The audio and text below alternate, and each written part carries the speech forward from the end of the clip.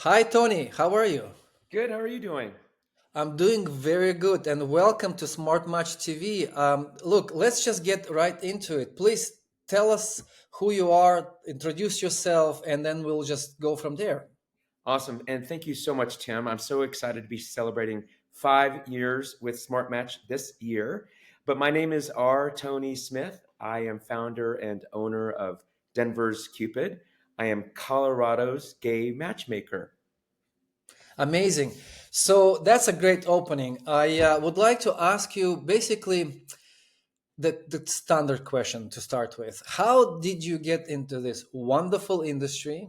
What's your background? What's your personal background? And what brought you to matchmaking? Awesome. Thank you. And that those are crucial parts of anyone's matchmaker journey. I have to say, my matchmaking really started when I was a kid. So I'm half Filipino, half Caucasian American, and my mother threw Filipino disco parties my entire life. So I saw the power of bringing people together at a very young age. And for the longest time before I was a matchmaker, I was and continue to be a large scale festival and event producer. So my life, my why, my calling is all about bringing people together. So, but my journey officially started 2016. Unfortunately, the orange one was elected, and I was called from the universe to run for Denver City Council, so a public office here in Colorado. I did not end up winning, but my platform was connection because I wanted to connect everyone back to government, which is why I felt like we got the orange one instead of the other person running for office at the time. But after I did not win that election, the next thing the universe did was she tapped me on the shoulder and said, "You're a matchmaker," and I was like, "What?" So I looked a little bit more into it, and sure enough, all the skill sets were there. It's all about bringing people together. And then in 2020, of course, during COVID, I started Denver's Cupid, and I reached out to a bunch of people in the industry, and they said you have to use SmartMatch. So not just SmartMatch has been successful for me, but also SpeedMatch. So because I grew up in a world of events and parties, I can't quite get that out of my system. So speed dating is my way of my doing my why of connecting people, but then also I'm throwing a party every single month. And for the first time ever, later this month, I'm doing my first ever trans speed dating. So it's called Transformative Dates, and it's specifically for our transgender community. So, anyways, I could talk forever about all the events I do, but I primarily do private, personal, boutique matchmaking. Thank you, Smart Match. But then also I do events, and those events are speed dating events for our gay men. That's one of the silos. The other silo is our lesbian community, and then this is also brand new. Is the trans speed dating I just mentioned? So let's dig into this a little bit. It's right in front of us. So you're using events in your business. Every matchmaker does things differently. Some of them don't do any speed dating at all. Some do some events, but not big. Some use events and community building as a big part of their business model, as their matchmaking model. So, what role does this play, and how does it play a role in your overall matchmaking business? Creating community and creating events in general. How does it all work, and does it help each other, or does it connect, integrate with each other? Yeah, I think that that's a great question. I think number one, uh, we all have to do what we're called to do in this universe, and answer the why question of why you do what you do. And so the bottom line is with speed dating in particular, to answer your question, again, it's I love bringing people together. It's what I'm designed to do, and it's also a party. And not going to lie, when each person is going on their date, and I see the sparks flying, and then after the event, 100% of the time, people hang out and they get to know each other more, or it's called flirting, or they just get to know each other a little bit better. But yes, every single one of those times I have a speed dating event or any other event, and I do a lot of others, they go into my database. And so I also immediately after the speed dating event, I will send them an invitation to create a full profile on SmartMatch. So one day we're going to integrate Speed Match and SmartMatch. Separate subject, Separate but subject. yes. But anyways, it is a way of developing my overall database. And every single time I market my events, it advertises Denver's Cupid.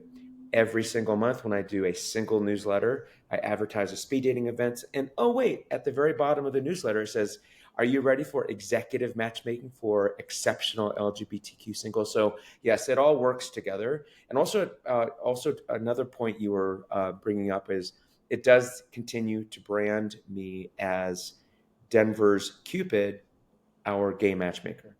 So much goes into this, and I find it's a very effective way. First of all, you get to, you get to move people out of their house, get out there, and show up. So that's already a huge effort, And second of all, you actually creating an interest in general speaking, in the dating, and in effort. I hear sometimes people say it's a lot of work to create events. For you, it seems like it's natural. You making parties, and a party is a fun event. So I guess it's very hard to reject. And I guess you don't have any problems with, or very little problems with, attendance, because events is a special, it's a special sort of an activity. It depends very highly on attendance. How's your attendance? Is it, do you have a secret key how to make people come? Is it the party? Is this how you? I would say that so I also have found a way for people to drive my Google reviews after speed dating. Um, and that has driven up, if you just Google Denver's Cupid, you'll see about 65-star ratings or something like that.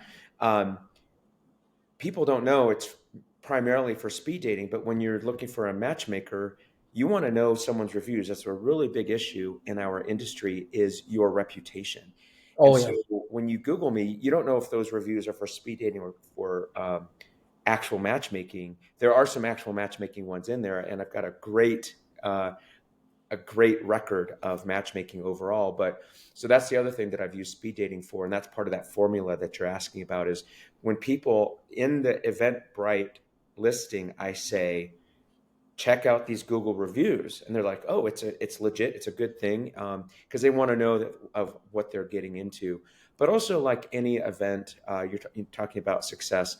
Um, Marketing and promotion is vital, and that's almost all social media, but of course, newsletters as well. But also, it's got to be a reachable price. And my speed dating is very comparable to what everyone else is doing in the United States, $25. You get a free drink. But how I do that financial model is another story. But the bottom line is, for the event success part, it's got to be worth your time. And the margin is ridiculous, because the fee for speed match is very low, and then the ticket price is pretty reasonable. It is about volume. But I will say also, quite honestly, you also said this, Tim, events aren't for everybody. And um, they aren't the biggest fundraiser in the income model of a matchmaker. Without question, private personal boutique matchmaking is where the money's at. But you've got to also have things that feed that. And I've heard so many people have all different kinds of events. I also do some free events called Denver Pride Professionals. It's LGBTQ plus ally networking. I easily have 300 to 500 people per event. They're free, but it's produced by Denver's Cupid. And I always tell my clients to not only go to speed dating, because I'm their wing person, but then also want to have these giant events. I said, we're going to get all teenager right now. If you think someone's cute, come to me and I'll find out what their story is, and I'll tell you what their story is. So events are That's also, genius. That's genius. It's in the game element, fun element, and also kind of a mystery. It's genius, and it's matchmaking already. You were already sort of pre-matchmaking people, like a light version of matchmaking, at Right. the event live, right? You're At doing the, it at the event live. It's like improvising literally on a spot, right? yes. And I have to say the other thing that you said, that it's even bigger picture than what we're talking about, is how important I find it to simply, like you said, bring people out of their house, but it's getting people off the bench into the game of life. And I truly feel the world will be a better place the more we connect with each other, because it's one less stranger in the world. And also, for our community and all communities, it's just important to socialize, network, because it's endless possibilities every single time you step foot out of your door, and who you meet. You might change someone's life forever, and you just never know, but you have to leave your house first, and also to put yourself out there. So it's that's the other bigger picture why matchmaking and events are so rewarding. It's rewarding, and I can get already the vibe from you, that positive, like upbeat energy. If I was a person like, and we're gonna get into in a minute about the problems that you're solving with the relationships, because at the end of the day, matchmaking is about helping people overcome relationship problems, right? Um, so if I had a problem, and I was in Denver, and I got into your marketing, campaign cycle, I would be out of my door like the next 5 minutes, because there's so much energy going on. Seriously, like, it's very hard to say no. Now I understand why you have such a success with events. Like the energy, the sheer energy and positive approach, and what people need in the difficult stages of their life. Right? They need tap in the shoulder. They need a little bit of encouragement.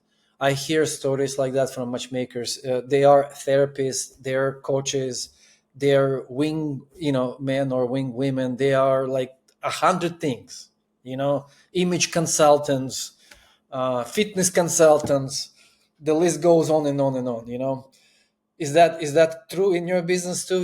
I mean, you absolutely solve problems. So maybe let's talk about some of the most typical problems you solve for your clients, and it could be any range, from fitness to psychology to whatever you deal with. Please enlighten us.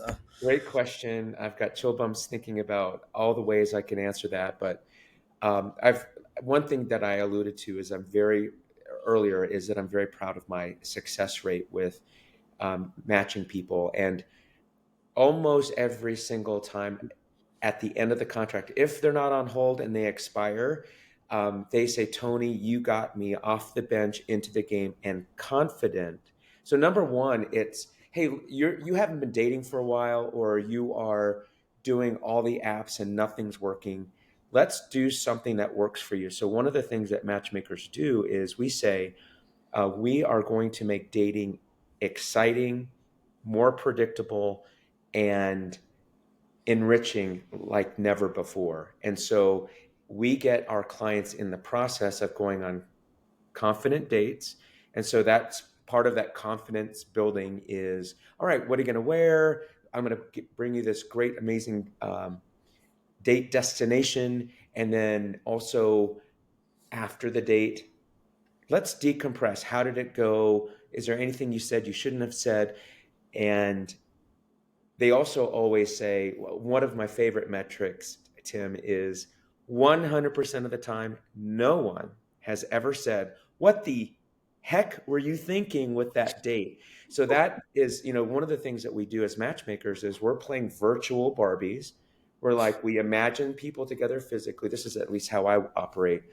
Can you, can I even see them together? We all humans have the innate sense of, do these two people look good together? You can also see a parent and a child. You're like, oh, they're sisters and brothers, or they're like, oh, they're totally a couple. I've been with my husband since 2002, so we're going on 23 years. I think when people see us together, they're like, they're totally a couple, even though he's a foot taller than me. I just think people radiate when they're with each other. So matchmakers look for that radiance possibility. Then we also work to check all the boxes. Thank you, SmartMatch. this age looking for that age, this race, this religion, that religion.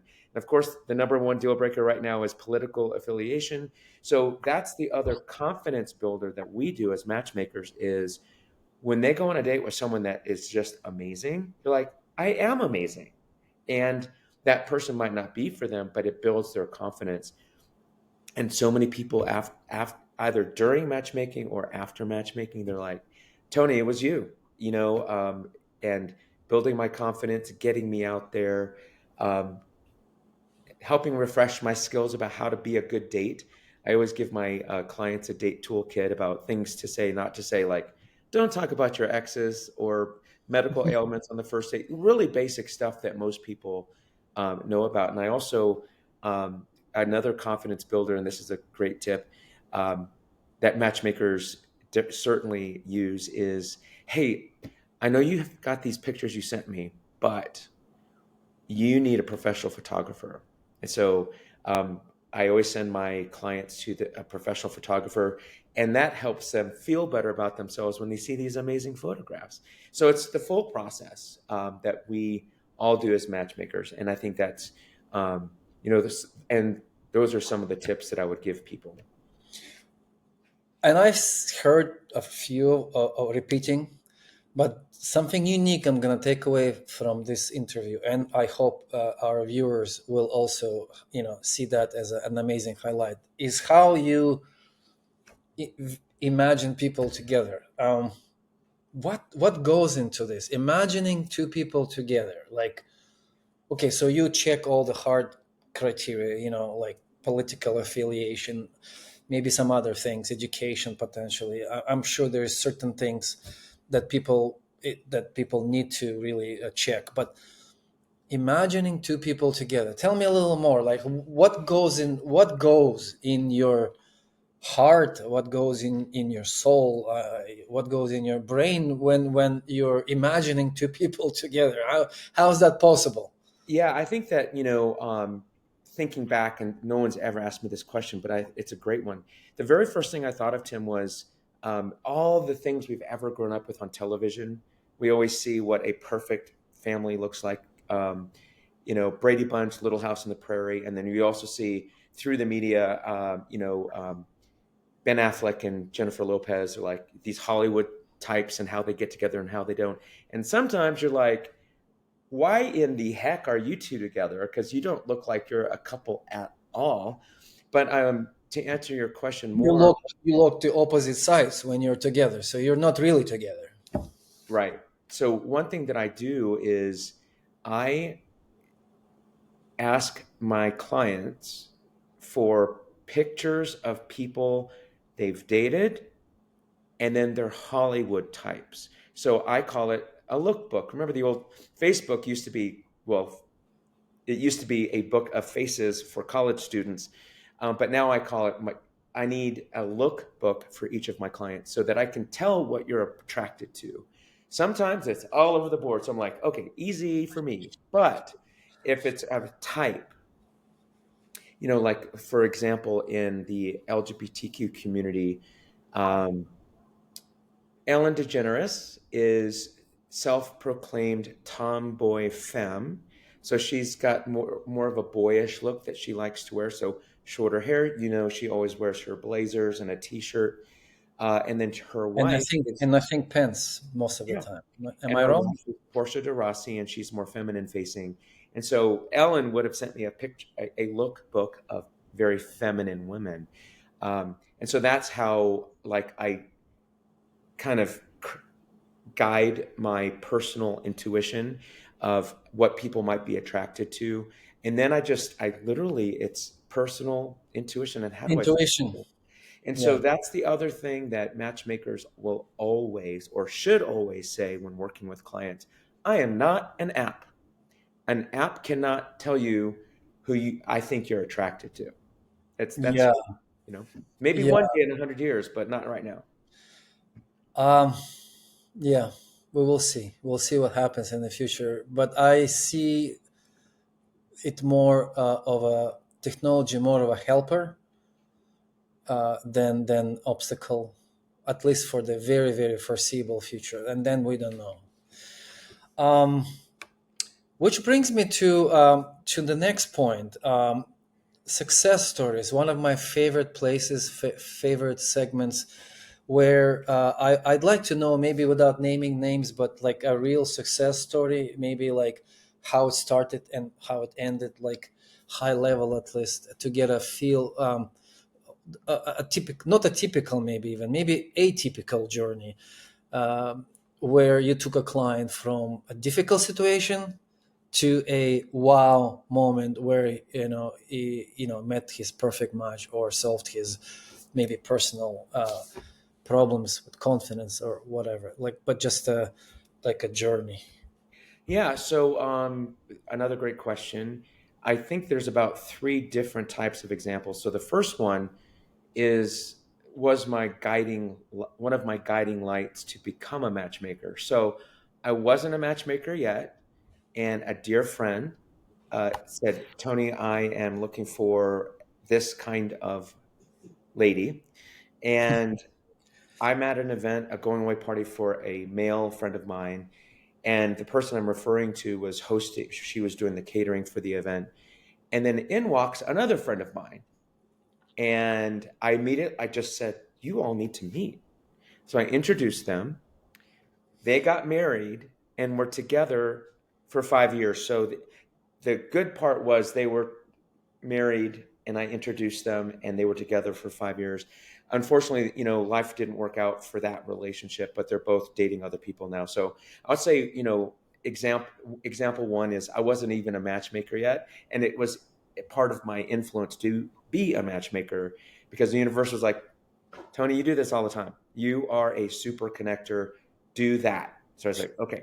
The second example was another thing that matchmakers tout is you're working with a client, but they meet someone else that you didn't introduce them to, but they met them because you got them off the bench into the game of dating. It is kind of a game. Um, and this person met his forever person at one of my big events. And that was Denver Pride Professionals. And talking to other matchmakers, they said, yes, you can count that as a win, even though you didn't personally introduce them. On the clock, you were working with them. And because they were working with you, they went to that event and they met their forever person. So that is another great example. And then also, I've had people multiple, and this would be just another example of um, because they worked with me, their confidence went up. And then after the contract ended, and this is how it happened multiple times, they said, Tony, I met my forever person. I know it was after our contract, but you got me dating again. And so I think that's, those are other success stories. And my most recent, I, this is great. Um, she had been married to a man for a very long time, got divorced some time ago, has a daughter. Best part, she had never dated women in her 60s. The Ooh. first person I introduced to, she is still dating and she's on hold. So, And for people to know, on hold means she's not asking for other dates, so just so people oh know. yeah, sorry, that's matchmaker speak. Yeah. So in a Matchmakers speak, yeah. yeah, so in a contract, most matchmakers offer a hold. Our job is to put people on On date dating hold. for their forever person. And when Yes. they find someone, and after about 3, 4 dates, I'm like, okay, let's put you on hold and let this be, because that's what we're here for. Let's not do more introductions before we understand what happens with this. Correct. I appreciate that. So what strikes me again is that you create an ecosystem, an environment, encouraging environment where your community, your members, your database members, and your community members have an opportunity to engage in healing, also engage in dating, engage in coaching, and it works. It works. It's a place they can go, a safe place, encouraging place where they can go to. And that's a huge amount of work. So yes, of course, if other matchmakers say that you should absolutely be, you must be, because all the work that goes into everything, setting up the events, getting those Google reviews, somebody reads the review, sees himself or herself in that review. Oh, I could be one of those guys, I better get out and go to that event. All of that sweat and work at the end of the day pays into this kind of a ecosystem, and it works. I can totally relate to that, and I think there's a lot to learn from it. So guys who are watching it, learn, try to replicate if you can. If not, reach out to Tony, find out more about this. If you're a single person in Denver, or maybe even outside of Denver, I don't know, Tony, do you reach out, you work do you work nationally, internationally? Yeah, another great question. And, all matchmakers primarily have niches. There are people that specialize in um, Caucasian men looking for Asian women or anyone looking for Asian women. There are Jewish matchmakers that are primarily Jewish to Jewish. One of my past clients, older 20s, wanted to meet only Jewish people because he wanted a big Jewish family. So I worked with other matchmakers. So to answer your question more specifically, yes, Denver's Cupid. Being that I have lived in Denver since 2000, I pretty much know everybody. I love it when people say Tony knows everybody, and so I like to focus on my own community here. But then when someone that I'm working with locally is open to moving, then I will, without question, work with other matchmakers nationally. And I have put on dates, international dates via Zoom. So if someone, and this is just thank you COVID, maybe for Zoom Zoom and being able to meet via video. Sometimes those long distance dates will start via Zoom versus in person. But yeah, I like to primarily concentrate on Denver and Colorado, but I do work with people all over the place. So many times when people say, "Hey, I've got a client that they're often in Colorado," or they're just wide open to meeting anybody anywhere, because sometimes you get to a certain point in life and you're like, I'll move anywhere for love. And so then that's when matchmakers really work harder together nationally and internationally to broaden their databases.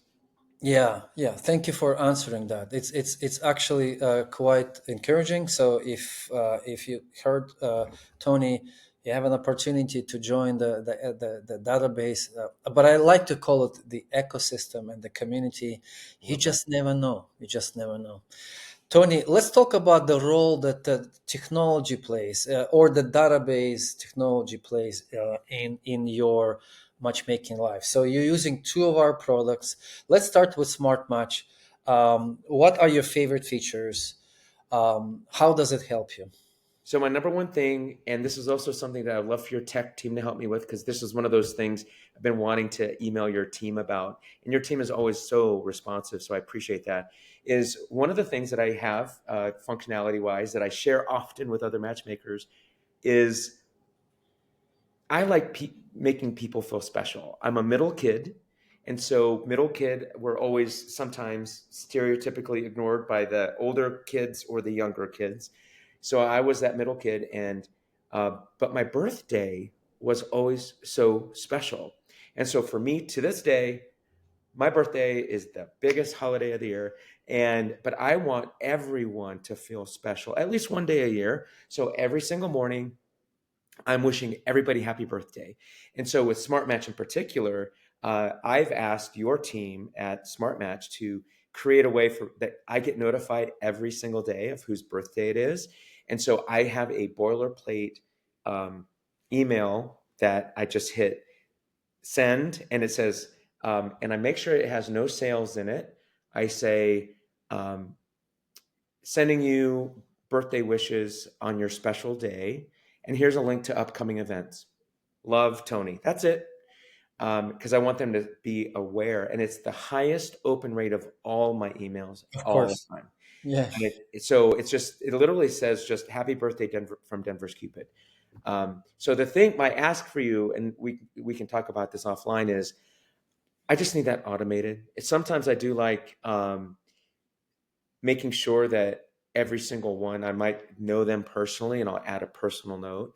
But if I can just do a batch like send, because I have, you know, one, We two, we're we have the good news is, and we don't have to do it off the call. It's we can do it on the call. We have this feature, so you can do three steps. First of all, they have to, in their profiles, they have to have a birthday date completed. If it's completed, then there is an automation that can do a couple of things. You can send the email, personalized email, already automatically. You don't have to send it yourself. It's going to send it after triggering the date. It will send it to them, and it can notify you as well at the same time if you would like to be notified. It's already this feature exists. Your success manager Mikola, all you got to do, hit the support button or send it to Mikola and ask him to set it up for you. We'll do it absolutely free of charge. As a loyal customers, all of our loyal customers, we do any workflows free of charge. We send a lot of this educational material, but it's not easy to follow everything. So sometimes half an hour with our success manager, you can have a couple of easy wins, in your workflow automations like that, easy. So it's just a question of implementing it. We have it. yeah, thank you. And like any business owner, it's up to us to use all the tools provided that are at our disposal. And I love the emails that I get that say, "Did you know this? Did you know that? Try this, try that." And I think as part of my fifth anniversary, it's something I need to just literally stop myself and then relook at all the features that I'm using, I'm not using. One of the features I love is it has an automatic match creation percentage of people. Um, So our matching suggestions, right? yes, So I you find them useful. I do, and I want to fine tune that a little bit because it's just a general percentage. I would love to say, like make the age range a higher weight, perhaps, and then also with, I do LGBTQ matchmaking, is for it to just rearrange how that percentage is developed. Like number one, age, and then other things that they're looking for. Um, so that's yeah. We have weights that you can assign to each of the criteria, from deal breaker, which Mm. can completely cut out anything that doesn't match, or high, medium, and low, and that also moves certain matches higher in the suggestion pipeline. And we are also working on the AI compatibility score, which will dig deeper into the entire profile, not just the hard criteria that like a drop down type of thing or choices, but into bio. If you have open text information, anything that you have in the database, we can use it to, or feedback even from surveys, or feedback from dates or notes. It will try to put together the AI score of the two people and why they could be a good match preemptively.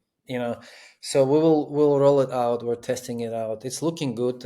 Technology rapidly, is rapidly changing, and we have more and more tools. But we also know that we don't want to necessarily use AI as a primary matching, matching, I guess, technology, but as more of an assistant. You'll get an AI score, and it actually looks pretty useful in our tests right now. So thank you for sharing the feature that you love. Let's talk about speed match technology. I know you're using it a lot, and we rarely talk about it in our interviews. We usually focus on smart match. What do you love about speed match, and how does it help you in your mission, in your day to day? You know. Yeah. So number one, like I said, my why is to connect people. So I love that speed dating is a way to meet people in real life, IRL, as the younger kids now say. So number one, it makes speed dating easier. Before Speed Match, I would go to other matchmakers speed dating events. I said, "Oh my God, this is all on paper and pen," and then someone, the matchmaker, after the event has to say who liked who. And I love that the app does that for you. I've fine tuned the intake um, profile that people fill out, where it's their age and the things that they like. And of course, we found throughout my time doing this for 5 years that the less people have to answer, the better. But I've also fine tuned to where I like 4 minute speed dates, because I also tell people, and this is part of the marketing and why it gets great reviews, is some speed dating events I've been to are hours long. I'm like, that's not speed dating. That's like an event. I said, and I like to value people's time, including my own. Uh, and I have it be an hour. And in an hour, I get 12 4 minute dates. I have a 30-second break, only 30 seconds between rounds. And in that time, they have the time to do the personal feedback on the item. And if they forget, I always tell people, after the event's over, you're going to have until the next morning to do all your personal feedback on each of those people. And then what I also love is then the next morning when I do send out the reports, the first thing I always do is make sure everyone did their homework, like a good teacher. Um, and then I send a quick feedback report that's literally, and this is another software I use called Hibu, Hibu. And the email they get right away is simply a thumb up, a thumbs down, or something in between. If they give me a thumbs down, I'll immediately email them and say, how can I make this better? And tell me what went wrong. Because research shows if you nip a negative review in the bud, they won't say anything on Google. So I find out what went wrong immediately. And then first I actually send their matches. And that makes them happy every time, even if some people didn't match. And then I send the feedback request. And if they give me a thumbs up, weird, I send them a Google review request and I get a 5 star. Uh, yeah, but Hebrew has an automatic way, and I think many other email systems have a way of doing that. But that might be something to think about for Speed Match, is a quick feedback email, because they're all already there. So what I have to do right now is on Eventbrite, I download all the attendees' information, and then I upload it into my database system, which is Hebrew. It was called Signpost. And so that's also how I consolidate all of my data, is through my newsletter system, my Hibu. Um, and so that's also how I get the feedback. And within that newsletter system, it also has an automatic way of asking for Google, Facebook, and Yelp reviews. So all of that is been pretty integrated. And so that's how Speed Match has not just helped me further increasing my database, but then also it helps connect people in the community that can't afford personal matchmaking, because that's easily in the thousands, whereas speed dating is a $25 low hanging fruit.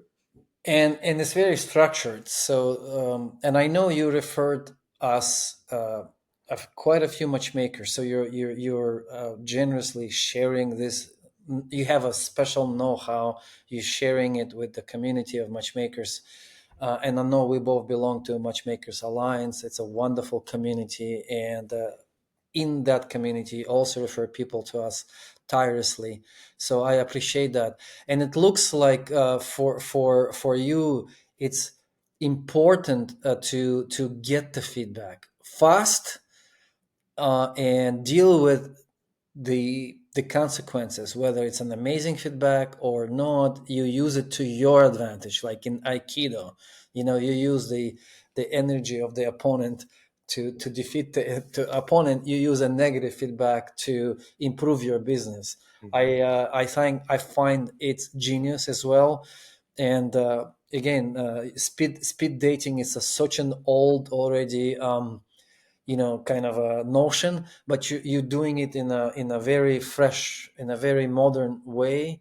And I can see again why you succeed. Sometimes people say, well, like I said, sometimes people don't like events because it's a lot of work, but you turn it into art, and you use the latest technology, our speed match and Nibu, right? Did you say Hibu, Nibu? Hibu. Yeah. So Hibu, guys, check that out. Check SpeedMatchApp, because if you are interested in creating speed dating events that work, I think there you go. It's like already full of interesting tips and hacks that you can use just right here from today. Um, to conclude our interview, I usually ask the tips, but you already give so many.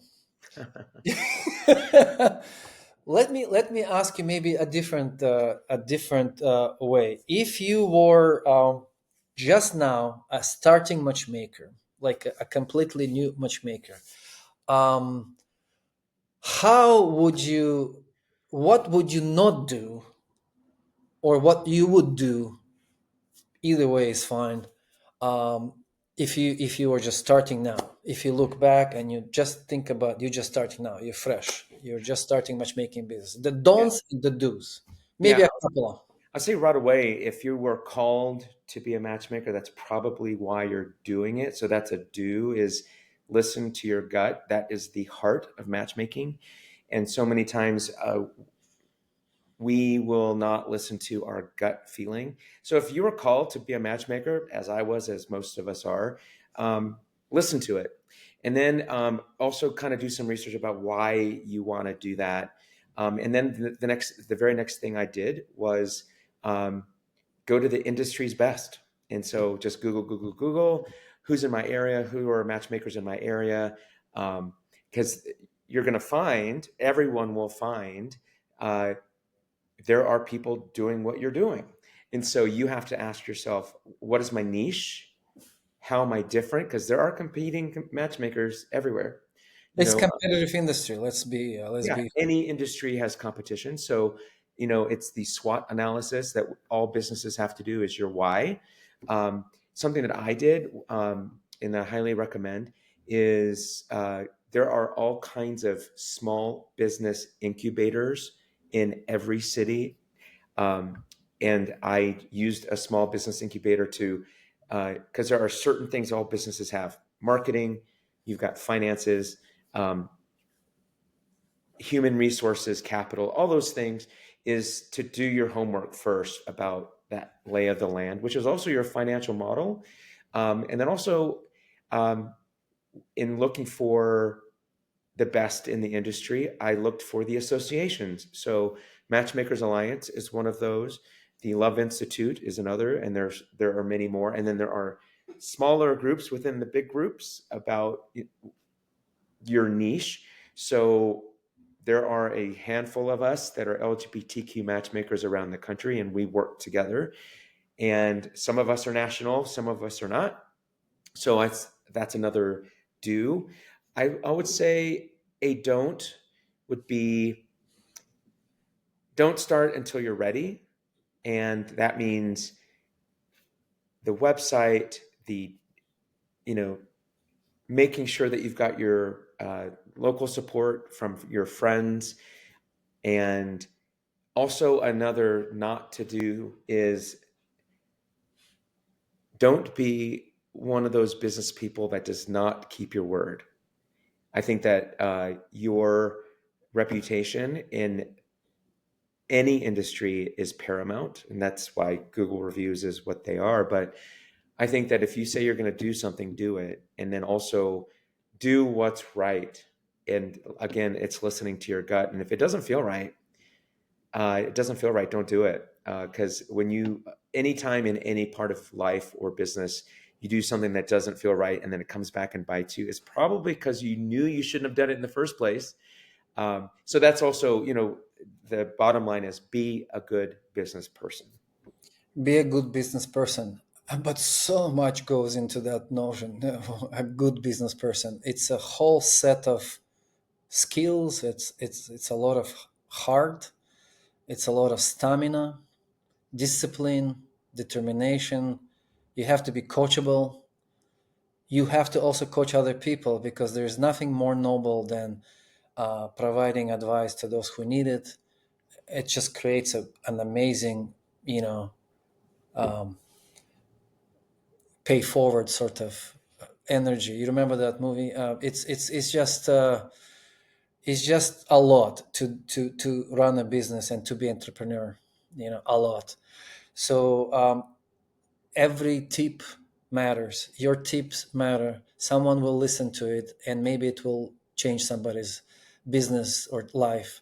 And they say, God, I how, why did I not listen to myself? Like, I want to do it, but I'm sort of stuck in it. Oh, will it work? Will it not work? Is this a good thing? Is not a good thing? Can I make it?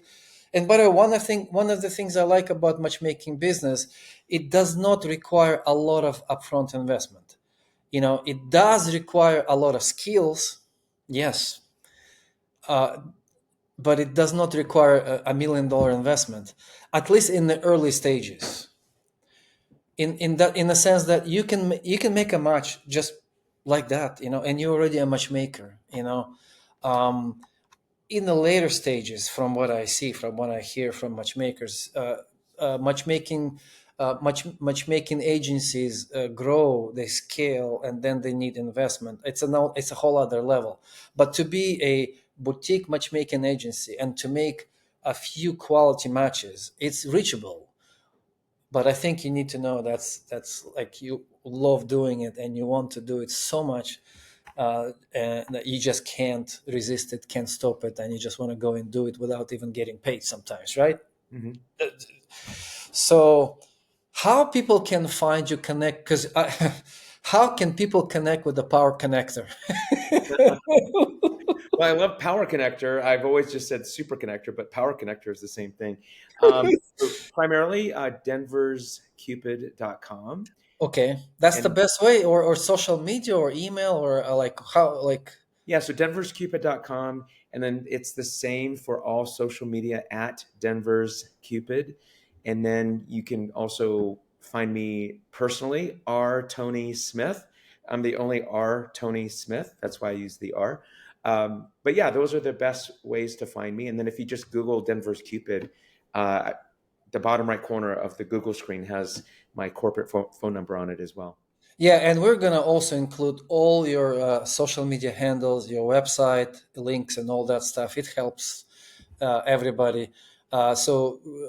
Ladies and gentlemen, you can click on there and just go directly to Tony's website and all that. And I happy connecting, happy networking, happy matching. Thank you, Tony, so much for your time today. It's very generous of you. I really appreciate it, and I'm pretty sure our audience is very excited to have you also in a show. Thank you so much, and let's connect again. Maybe next time we talk about something more different, and maybe something different next time. And maybe we'll talk about tips next time, dating tips. We didn't cover Sure. dating tips yet. Happy to do that. You get a group of us together. We can all give all the tips out in the world. But also, thank you again for this opportunity, Tim, and your company, Smart Match, and all that you do. And please send my best to Muad with Speed Match. He's amazing.